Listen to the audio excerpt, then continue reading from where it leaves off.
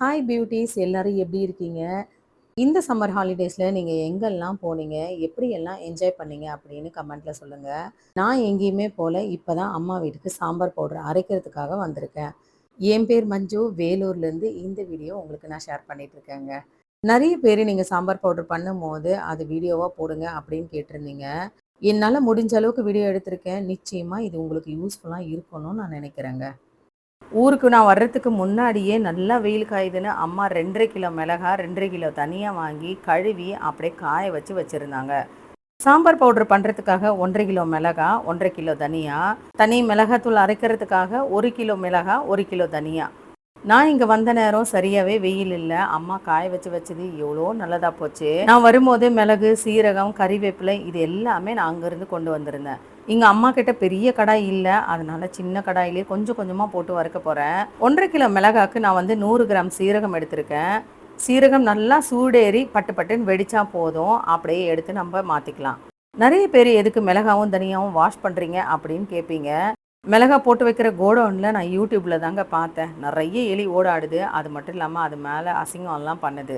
அதை பார்த்ததுலேருந்து தான் நான் மிளகாயை அலசி அப்படியே நான் காய வைக்கிறேன். ஒரு டப்பு தண்ணியில் மிளகாயை எல்லாத்தையும் கொட்டி அப்படியே ஒரே ஒரு முறை அலசி அப்படியே காய வச்சா போதும். வாஷ் பண்ணி நீங்கள் காய வைக்கிறீங்கன்னா நல்லா வெயில் இருக்கும்போது பண்ணுங்கள். அப்போ தான் மிளகாய் 2 நாளில் ஈஸியாக காய்ச்சிரும்.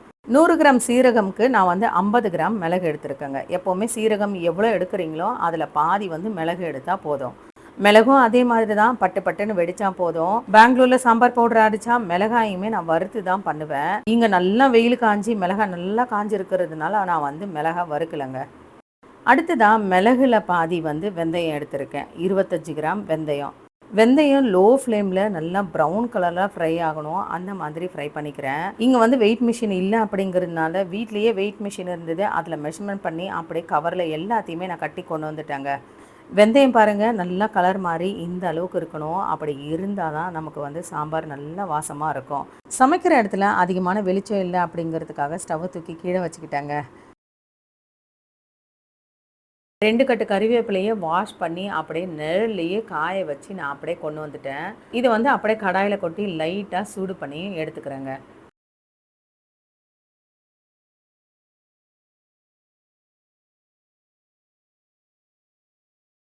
கறிவேப்பிலைக்கு அப்புறம் கடுகுங்க. கரெக்டாக என்னோடய கையில் ஒரு பிடி கடுகு எடுத்திருக்கேன். அவ்வளோதான். நான் பெருங்காயம்லாம் போடலை. சமைக்கும் போது அப்பப்போ தேவைப்படுறப்ப பெருங்காயம் போட்டுக்கலான்னு விட்டுட்டேன். அம்மா வாங்கின மிளகாய் நீட்டு மிளகாய் தான். இந்த மிளகாயை பெங்களூரில் குண்டூர் மிளகாயின்னு சொல்லுவாங்க. கலருக்காகவும் டேஸ்ட்டுக்காகவும் நான் காஷ்மீரி சில்லியை ஒரு 1/4 கேஜி வாங்கியிருக்கேன். இங்கே நான் எங்கே தேடுறது அப்படின்னு நான் வரும்போதே பெங்களூர்லேருந்து வாங்கிட்டு வந்துட்டேங்க. இங்கே எது வாங்கணுன்னாலும் ஒன்று பஸ்ஸில் போகணும், அப்படி இல்லைன்னா ஆட்டோவில் போகணும். இங்கே பக்கத்தில் இருக்கிற ஊரில் கிடைக்கலன்னா நான் வேலூருக்கு தாங்க போக வேண்டியிருக்கும். அதனால எதையுமே ரிஸ்க் எடுக்கல. எல்லாத்தையுமே அங்கேருந்து வரும்போதே எல்லாத்தையும் கொண்டு வந்துட்டேன்.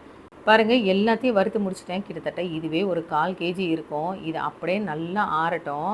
அதுக்குள்ளே நான் தனியாவை வறுத்து எடுத்துக்கிறேன். நிறைய பேர் கடலைப்பருப்பு உளுத்தம்பருப்பு அரிசி இது எல்லாமே போடுவாங்க.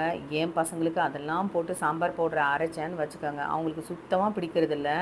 அதனால ரொம்ப முக்கியமாக எந்தெந்த பொருளெல்லாம் தேவையோ அந்த பொருளை மட்டும் நான் சாம்பார் பவுடரை சேர்த்து அரைக்கிறேன். தனியா 1.5 கேஜி. அது மட்டும் இல்லாமல் கடாய் சின்னது அப்படிங்கிறதுனால ஒரு 4 முறை போட்டு இதை வறுத்து எடுக்க வேண்டியதாக போச்சு. 1.5 கிலோ மிளகாய்க்கு நான் 200 கிராம் மஞ்சளும் வாங்கி வச்சுருக்கேங்க. மிளகாயும் இதே மாதிரி தான் லைட்டாக வறுத்துட்டு தான் நான் சாம்பார் பவுடரே பண்ணுவேன். மிளகாய் வறுக்கும் போது நிறைய நெடி வரும். இந்த நெடி வராமல் இருக்கிறதுக்காக ஒரு 1/2 ஸ்பூன் எண்ணெயை விட்டு நம்ம வறுத்தோன்னு வச்சுக்கோங்க, சுத்தமாக நெடி வராது. ஈஸியாக வறுத்து முடிச்சிடலாம். நான் வந்த பிறகு மிளகாயை வாங்கியிருந்தா நான் வாஷ் பண்ணி காய வைக்கிறது எல்லாத்தையுமே காமிச்சிருப்பேன். நான் வர நேரம் வெயில் இல்லாமல் போயிடுச்சுன்னா மிளகாய் காயாது அப்படிங்கிறதுக்காக அம்மாவே வாங்கி எல்லாத்தையும் வாஷ் பண்ணி காய வச்சுட்டாங்க. அதனால அதெல்லாம் வீடியோ என்னால் எடுக்கவே முடியல. தனி மிளகாத்தூளும் தனியாத்தூளும் அரைக்கிறது சிக்கன் குழம்பு மட்டன் குழம்பு பன்னீர் இதெல்லாம் செய்கிறதுக்காக நான் அரைக்கிறேன். இப்போ அரைக்கிற குழம்பு மிளகாத்தூள் சாம்பார் காரக்குழம்பு பொரியல் மீன் குழம்பு இதெல்லாம் செய்கிறதுக்கு மொத்தத்தையும் இது தாங்க நான் யூஸ் பண்ணுவேன். எல்லாத்துக்கும் இதையே யூஸ் பண்ணுறதுனால கிட்டத்தட்ட இது ஒரு 4 மாதத்துக்கு வரும்னு நினைக்கிறேன். மறுபடியும் காலி ஆச்சுன்னா நான் ஊருக்கு தாங்க அரைக்கணும். ஏன்னா வாஷ் பண்ணி அரைக்கிறதுனால பெங்களூர் கிளைமேட்டுக்கு சுத்தமாக மிளகாய் காயாது.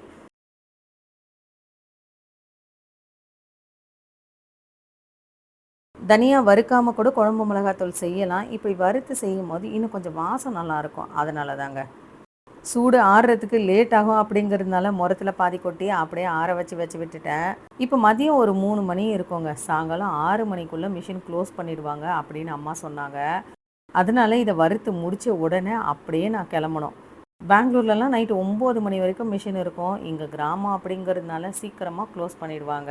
வறுத்து எடுத்தது எல்லாமே நல்லா ஆறின பிறகு எல்லாத்தையும் ஒன்றா கொட்டி அப்படியே எடுத்துட்டு கிளம்ப வேண்டிய வேலை தான். 1 1/2 கிலோ மிளகால நான் வாங்கிட்டு வந்த காஷ்மீரி சில்லியும் அதுலேயே எடுத்து நான் அப்படியே கொட்டிக்கிட்டேன். மிளகு, சீரகம், தனியா, வெந்தயம், கறிவேப்பிலை, கடுகு இதெல்லாம் வறுத்தது நல்லா ஆறி இருந்துச்சு. அதையும் எடுத்து அதுலேயே அப்படியே கொட்டிக்கிட்டேங்க. இதை கொண்டு போய் அரைச்சிட்டு வரணுனாலும் ஒன்று ஆட்டோக்கு வெயிட் பண்ணணும். அப்படி இல்லையா டைமிங் பஸ் இருக்குது. அந்த டைமிங் பஸ் வந்தால் தாங்க போக முடியும். இல்லைன்னா 1 கிலோமீட்டர் நடந்து தான் போக வேண்டியிருக்கும். அரைக்கும்போது என்னால் வீடியோ எடுக்க முடிஞ்சா எடுக்கிறேன். அப்படி இல்லையா நான் அரைச்சிட்டு வந்த பிறகு குழம்பு மிளகாத்தூளை உங்களுக்கு காமிக்கிறேங்க. 1/4 கேஜி காஷ்மீரி சில்லி போட்டிருக்கிறதுனால குழம்பு மிளகாத்தூள் நல்லா கலராக வரும். அரைச்சிட்டு வந்த பிறகு இங்கே ஏதாவது குழம்பு செஞ்சால் இந்த குழம்பு மிளகாத்தூளை போட்டு நான் குழம்பு செஞ்சு காமிக்கிறேன். அப்படி இல்லையா பெங்களூரில் வந்து நான் குழம்பு செஞ்சு காமிக்கிறேங்க. மிஷினில் அரைச்சி அங்கேயே நல்லா ஆற வச்சு அதுக்கப்புறம் கவர்லேயே கட்டி கொண்டு வந்துட்டேங்க. ஏன்னா எனக்கு பெங்களூர் கொண்டு போகிறதுக்கு ஈஸியாக இருக்கும் அப்படிங்கிறதுக்காக. 3 கேஜி அப்படிங்கிறதுனால மொத்தமா கொட்ட முடியாது. அதனால கொஞ்சமா பேஷன்ல கொட்டி காமிக்கிறேன் பாருங்க. குழம்பு மிளகாத்தூள் எந்த அளவுக்கு கலரு சூப்பரா வந்திருக்கு அப்படின்னு.